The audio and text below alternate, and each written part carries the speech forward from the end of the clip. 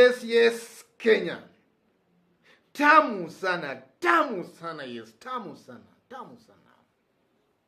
Yesterday, an alert by 8-member technical committee of OKA, or rather One Kenya Alliance, sent some information to OKA principals for a meeting. But one person in the name of Gideon Moi gave the meeting a wide berth. Then later, after the meeting, Kalonzo Musyoka, Mudavadi, and Wetangula just made it clear that it was purely a NASA affair and that they were mulling at a possibility of maybe resuscitating NASA or to kill NASA altogether, or even to join One Kenya Alliance. That's our discussion and analysis in this video today. Why did Gideon Moi skip that meeting? And what are the political implications of a resuscitated NASA? What does it mean politically to Raila Amolo Odinga, Uhuru Kenyatta, and even one William Ruto, and even to the NASA principals themselves? That's our discussion. And in case you've just bumped on this YouTube channel, tap on the subscription button and also on the notification bell. I also kindly implore upon you to give this video a like. Give it a like, please. Give it a like. Thank you. Straight away to our discussion.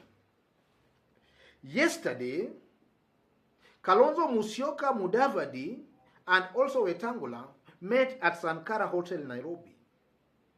The main reason for the meeting, they were to be given, they were to be briefed by an 8-member committee formed to create a coalition agreement on the progress made in formalizing the coalition.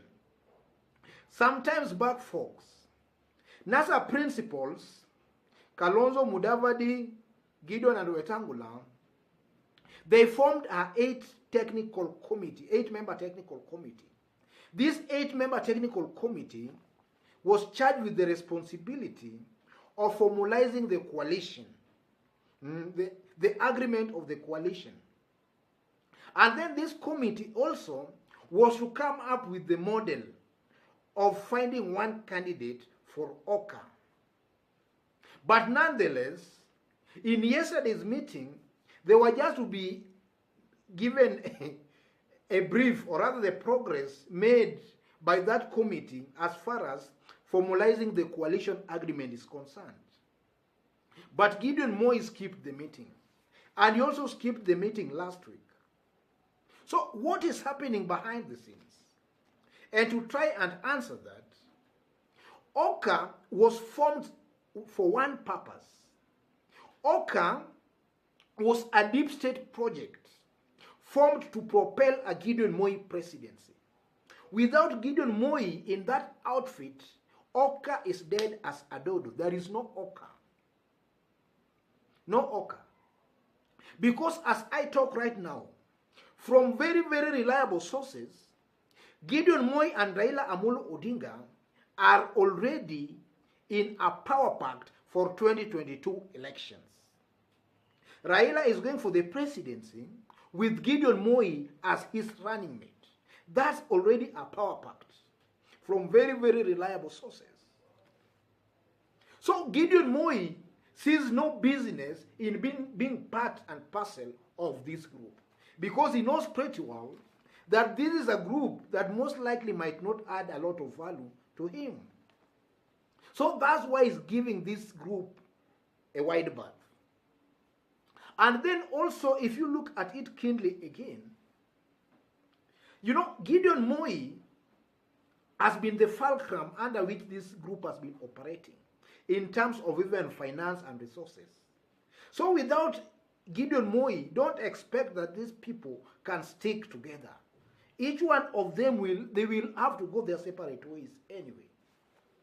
And then on the possibility of resuscitating NASA or reviving NASA, Of what use is it to them, or even to Kalonzo, or even to Raila, Uhuru, or even William Ruto? I strongly believe that if you look at these principles, let's talk about Kalonzo Musyoka and Musalia Mudavadi. Musalia Mudavadi believes it's better than Kalonzo.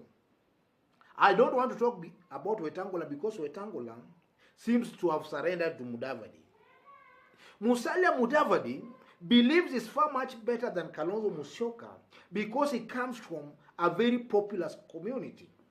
So in terms of numbers, Musalia believes he has more numbers than Kalonzo Musyoka.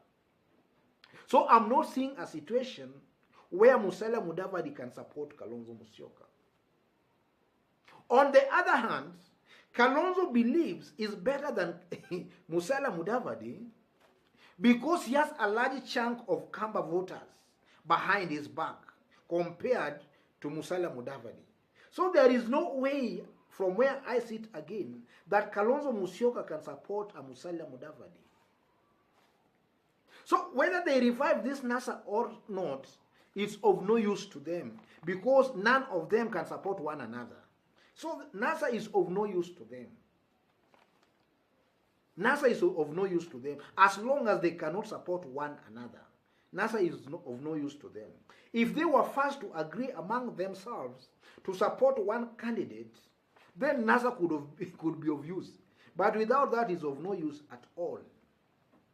And now, what are the political implications of a revived NASA, or rather reviving NASA, on Uhuru Kenyatta, Raila Odinga, or even one William Ruto? Assuming this group sticks together, assuming they stick together as NASA, just a possibility that they agree to stick together as NASA, and then they decide to support maybe one side, either maybe they decide to support Uhuru Raila axis or even one William Ruto, then I see that they might have some sway. They might have some sway. But now the problem again, if they team up together, who is going to be their leader also? Because for them to support either of the political sides, they must propel one leader. So that leader maybe is going to negotiate on their behalf with either Uhuru Raila or even Musalia Mudavadi or even William Ruto. But without propelling one leader amongst themselves, it will be very, very hard for them again to negotiate. Otherwise, it will just be an individual, each an individual for himself, negotiating for himself. So on top of that, if you look at Musalia Mudavadi again, Musalia Mudavadi will be very, very relevant in Kenyan politics if he sides with Raila Amolo Odinga or if he goes it alone. Only those two options. Because Raila Amolo Odinga seems to enjoy a lot of support among the Luyas. So Musalia Mudavadi teaming up with Raila Amolo Odinga, he can be relevant in Luya politics. Or alternatively, if he cannot do that, he can decide to go it alone. And then still he will be relevant among the Mulembe people. Though a big chunk of the Mulembe votes shall have gone with Raila Amolo Odinga, but still he will be relevant. So Musalia Mudavadi's only option is now to team up with Raila Amolo Odinga or go it alone. For Kalonzo Musyoka again, he can decide to team up with Raila Amolo Odinga, he will still be relevant, or even to team up with one William Ruto, which definitely without now Musalia Mudavadi, they will be given a humiliating defeat most likely. So folks, having said all that, is now very clear in this video today that Gideon Moi is not interested in any alliance with Mudavadi, Kalonzo and Wetangula. As long as that alliance does not have the blessings of Uhuru Muigai Kenyatta, Gideon Moi is not interested. And to see Gideon Moi giving this meeting a wide berth, it simply means that Uhuru Kenyatta it simply means this group of Kalonzo, Mudavadi and Wetangula, they no longer have the blessings of the president. They are doing that on their own as politicians. That's why most likely Gideon Moi is giving their meetings a wide berth. And that also just explains and confirms that indeed there exists a power pact between Gideon Moi and Raila Amolo Odinga. And Mudavadi has been clarifying that and making that very, very clear. So, before I forget again, there is a new development in our politics today.